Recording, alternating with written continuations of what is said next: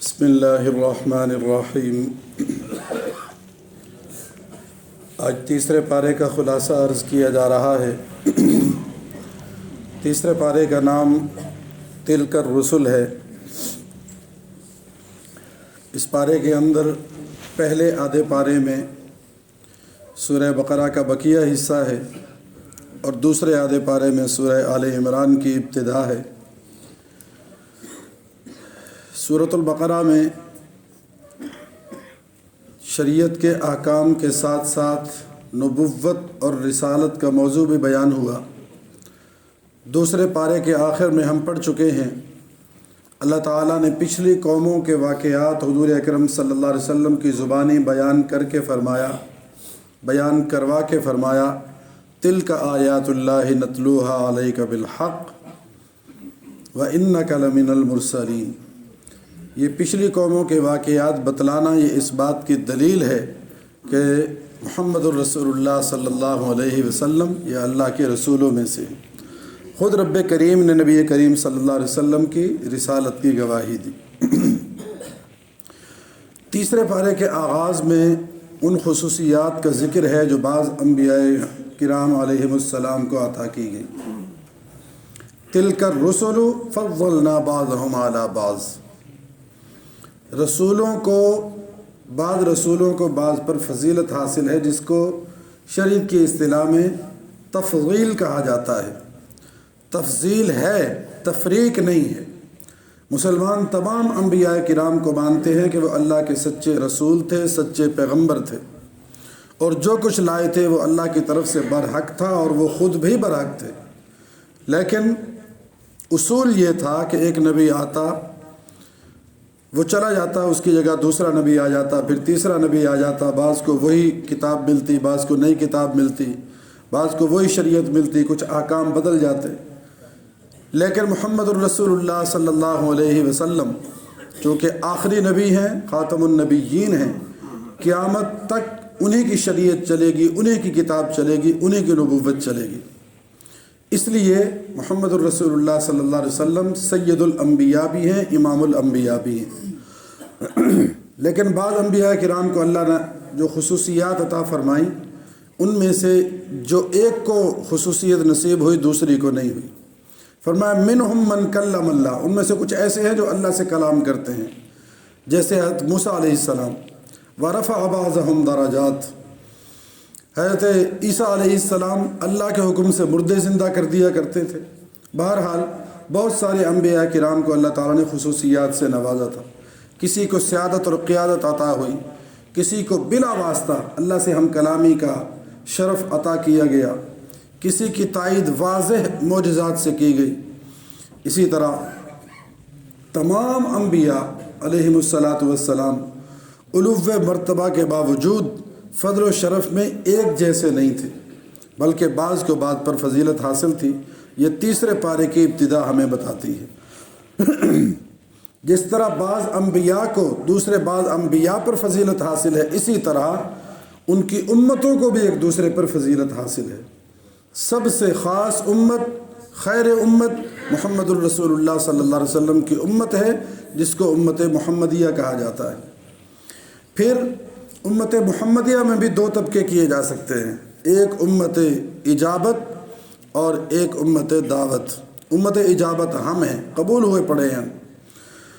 نبی کریم صلی اللہ علیہ وسلم کی رسالت کا ہم نے کلمہ پڑھ لیا۔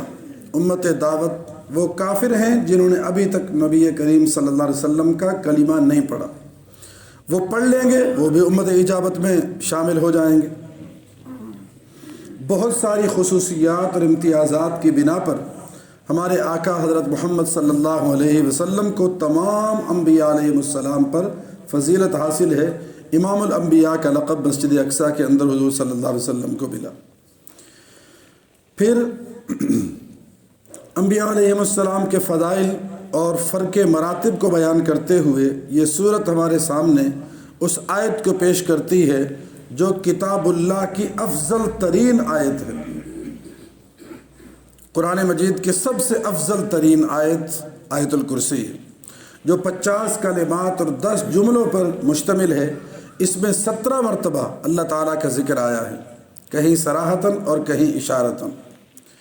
اس کے بعد اس پارے کے اندر حضرت ابراہیم علیہ السلام اور حضرت عزیر علیہ السلام کے قصے بھی بیان کیے گئے۔ حضرت ابراہیم علیہ السلام کا وہ قصہ جو انہوں نے نمرود بن کنعان جیسے سرکش اور متکبر بادشاہ کے ساتھ مباحثہ کیا تھا، توحید کی دعوت پیش کی تھی، مناظرہ کیا تھا۔ مردوں کو زندہ کرنے کا منظر بھی حضرت ابراہیم علیہ السلام نے اپنی آنکھوں سے دیکھا، جب انہوں نے کہا ربی ارینی کیف تحیی الموتیٰ، اے میرے رب مجھے دکھا دے کہ آپ مردوں کو زندہ کیسے کریں گے۔ یقین ہے کہ آپ کریں گے، لیکن کیسے، یہ ایک جھلک دکھلا دیجئے۔ پھر حضرت ابراہیم علیہ السلام کو کہا گیا کہ مختلف قسم کے آپ 4 پرندے پکڑیے، ان کو ذبح کیجئے، ان کا گوشت بنائیے، پھر گوشت کو خلط ملط کر دیجئے، پھر ان کو حکم دیجئے کہ وہ اڑ جائیں، تو وہ وہاں سے اڑ وہ کر کے تو پھر دوبارہ پرندے بن کے پھر وہ اڑ گئے۔ اللہ نے فرمایا ایسے میں مردوں کو زندہ کروں گا۔ اسی طرح حضرت عزیر علیہ السلام کے دل میں بھی یہ خواہش پیدا ہوئی تھی کہ ایک بستی کے اندر گئے تھے، پتہ نہیں 100 سال سے وہ بستی مری پڑی تھی، وہ سب کچھ ختم ہوا پڑا تھا، تو دل میں آیا کہ نامعلوم اللہ تعالیٰ اس بستی والوں کو کیسے زندہ کریں گے، یہ ان کی چھتیں جو ہیں وہ نیچے آئی پڑی ہیں اور یہ کیسے زندہ ہوں گے۔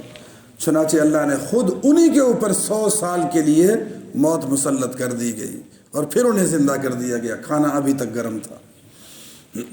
تو سورہ بقرہ کے مطالعے سے پتہ چلتا ہے کہ اس صورت میں اللہ تعالیٰ نے مردوں کو زندہ کرنے کا موضوع 5 مرتبہ یہاں پر 5 جگہ پر ذکر کیا گیا ہے۔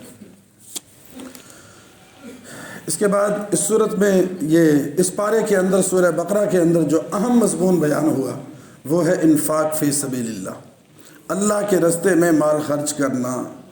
دین اسلام انسانیت، انفاق فی سبیل اللہ، اخوت، محبت اور فضل و احسان کا دین ہے۔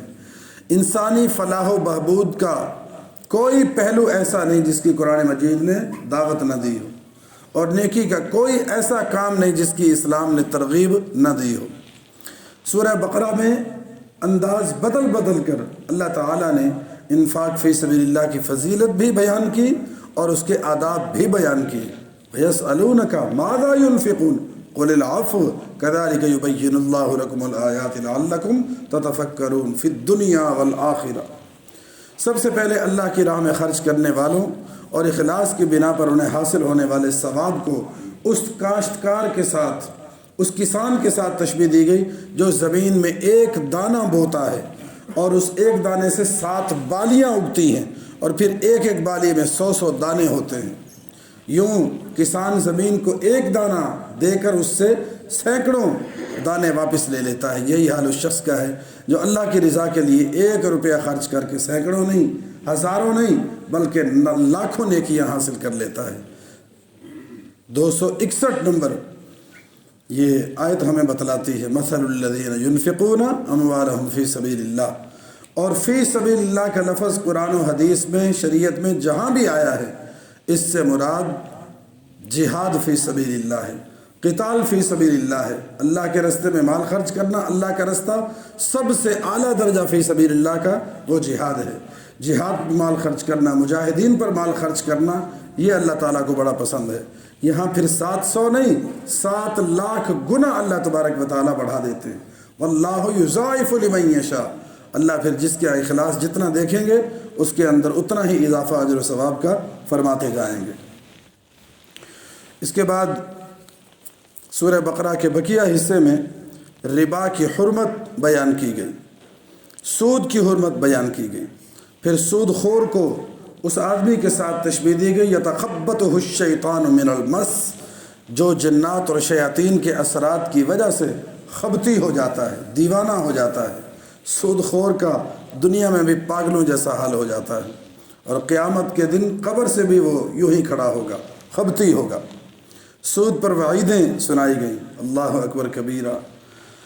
جو وعید سود کے لیے ہے کسی بڑے سے بڑے گناہ پر بھی وہ نہیں ہے۔ یا ایھا الذین آمنوا اتقوا اللہ، اللہ سے ڈرو، وذروا ما بقی من الربا ان کنتم مؤمنین، چھوڑ دو وہ جو باقی رہ گیا ہے اگر تم ایمان والے ہو۔ اگر ایسا نہیں کرو گے تو پھر کیا ہوگا؟ فَإِن لَّمْ تَفْعَلُوا فَأْذَنُوا بِحَرْبٍ مِّنَ اللَّهِ وَرَسُولِهِ، پھر آ جاؤ میدان میں اللہ اور اللہ کے رسول سے جنگ کرنے کے لیے۔ سود خور سے اللہ کا اعلان جنگ ہے۔ جب ایک طرف اللہ کی ذات عالی ہو، دوسری طرف ایک سود خور ہو، جیتے گا کون؟ اللہ کی ذات عالی جیتے گی۔ اس لیے سود خور کے ساتھ اعلان جنگ ہے، وہ کبھی کامیاب ہو نہیں سکتا۔ اس کے بعد پھر سود اور صدقہ، ان دونوں کا اللہ تعالیٰ نے موازنہ فرمایا، یمحق اللہ الربا ویربی الصدقات۔ سود میں ہوتا کیا ہے کہ مال آتا دکھائی دیتا ہے، 1,00,000 روپیہ دیا، 1,10,000 لیا، 1,20,000 لیا، 1,50,000 لیا، جو بھی ریشو ہوتی ہے پرسنٹیج کی، یہ آتا ہوا دکھائی دیتا ہے، لیکن حقیقت میں یہ گھٹ رہا ہے۔ اور صدقے میں کیا ہوتا ہے؟ جاتا ہوا دکھائی دیتا ہے۔ ہم نے آج 1,00,000 روپے مجاہدین کو دے دیا، آج ہم نے 50,000 دے دیا، کسی غریب کو ہم نے 10,000 دے دیے، گیا۔ اللہ فرماتے ہیں یہ گیا نہیں، یہ آیا ہے۔ اس سے کئی گنا بڑھ کر اللہ تعالیٰ تمہیں اس دنیا میں واپس کریں گے، آخرت میں تو دیں گے ہی۔ اس کے بعد مالی معاملات کا بھی اللہ تعالیٰ نے آیت نمبر 282 کے اندر حکم دیا۔ تجارت کے بارے میں فرمایا کہ جب بھی تجارت کی کوئی لین دین کرنا ہو، اس کو تحریری شکل ضرور دیا کرو۔ سورہ بقرہ میں نماز، زکوٰۃ، حج، روزہ، جہاد، صدقہ، ربا، نکاح، طلاق اور عدت جیسے بہت سارے شرعی احکام بیان ہوئے۔ اس لیے سورت کے اختتام پر یہ وضاحت کر دی گئی آیت نمبر 285 میں کہ لا یکلف اللہ نفسا الا وسعها، اللہ تعالیٰ کسی بھی انسان پر اس کی طاقت سے زیادہ بوجھ نہیں ڈالتا۔ جتنے بھی احکام اللہ نے سورہ بقرہ میں دیے یا پورے قرآن میں کہیں بھی دیے، ان احکام پر ہم عمل کر سکتے ہیں۔ ان احکام کا تعلق اوامر سے ہو یا نواہی سے ہو، ہم ان کو کر سکتے ہیں۔ اس لیے کہ جو کام ہم کر نہ سکتے ہو، مثال کے طور پر جہاد ہے، ہم کر نہ سکتے ہوں اور اللہ حکم دے دیں، یہ تو پھر ظلم ہے۔ اور وَبَاللَّهُ يُرِيدُ ظُلْمًا لِلْعِبَادِ، اللہ اپنے بندوں پر ظلم نہیں کرتا۔ تو جو حکم بھی اللہ نے دیے وہ ہم کر سکتے ہیں، اللہ زیادہ بوجھ نہیں ڈالتے کسی کی طاقت سے زیادہ۔ سورت کا اختتام پھر جامع ترین دعا پر کیا گیا، جس میں مسلمانوں کو سکھایا گیا آخری آیت میں، آیت نمبر 286 میں، کہ اللہ کے دربار میں تم یوں دعا مانگا کرو، ربنا ولا تحمل علینا اصرا کما حملتہ علی الذین من قبلنا، اور پھر آخر میں واعف عنا واغفر لنا وارحمنا انت مولانا فانصرنا علی القوم الکافرین۔ اس کے بعد سورہ آل عمران شروع ہوتی ہے، موجودہ ترتیب میں تیسرے نمبر پر اور نزول کے اعتبار سے 99 نمبر پر۔